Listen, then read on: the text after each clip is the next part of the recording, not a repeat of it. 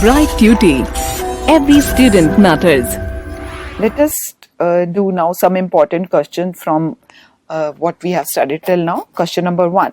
Why do we classify organism, or what are the advantages of classifying organism?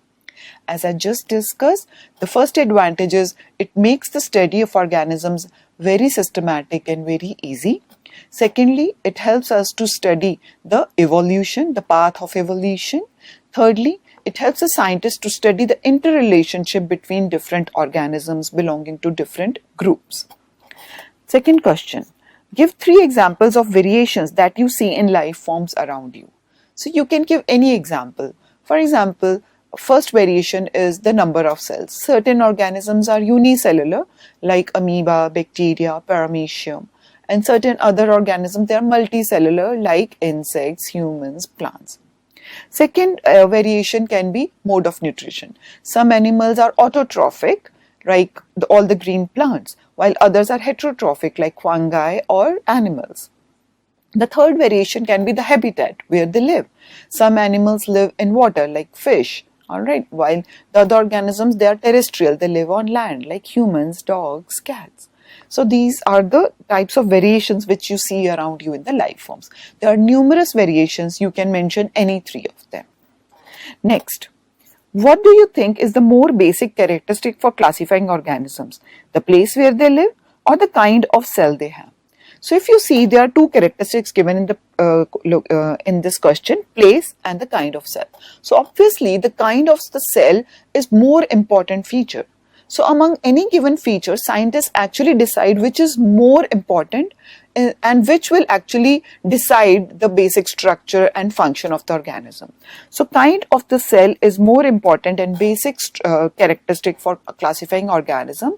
It is the most basic characteristic, and according to this, cells are divided into eukaryotic or prokaryotic.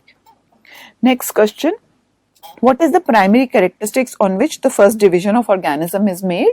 It is similar to this previous question. The most primary or the most basic characteristic is the type of the cell, whether the cell is prokaryotic or eukaryotic. Accordingly, they are divided into 2 different groups, both prokaryotes and eukaryotes. Next question. On what basis are plants and animals put into different categories? Although you can see there are many differences in plants and animals, but the main difference which actually separates them is the mode of nutrition. Plants are autotrophic, animals are heterotrophic. Plants contain chlorophyll, so they can make their own food, and animals do not contain chlorophyll, they cannot make their own food. The second major difference is in the structure of the cell. Plants have cell wall, but cell wall is absent in animal cells.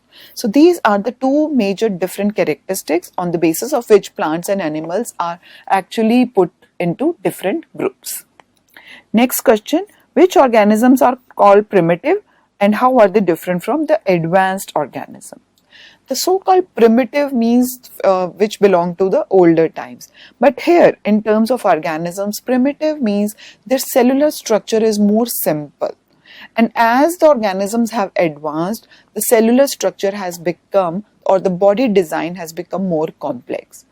Like in humans, we have cells, then group of cells, they group together to form tissues. This is called cellular differentiation.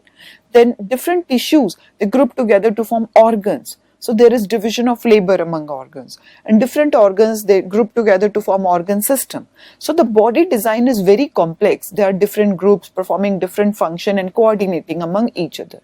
But if you compare it with a simpler organism like amoeba, there is a single cell which performs all the activities, all the life processes. So which organisms are called primitive? Those which have simpler body design. And how they are different from advanced? Because the advanced one has more complex body design, they have cellular differentiation or the tissue differentiation and more complex structure.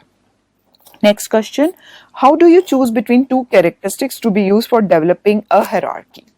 So, if you are given 2 or more characteristics, how do you choose which is more important? The one which is actually more important in deciding the behavior or the structure or the functioning is considered above. I just told you The most important characteristic is whether it is prokaryotic or eukaryotic.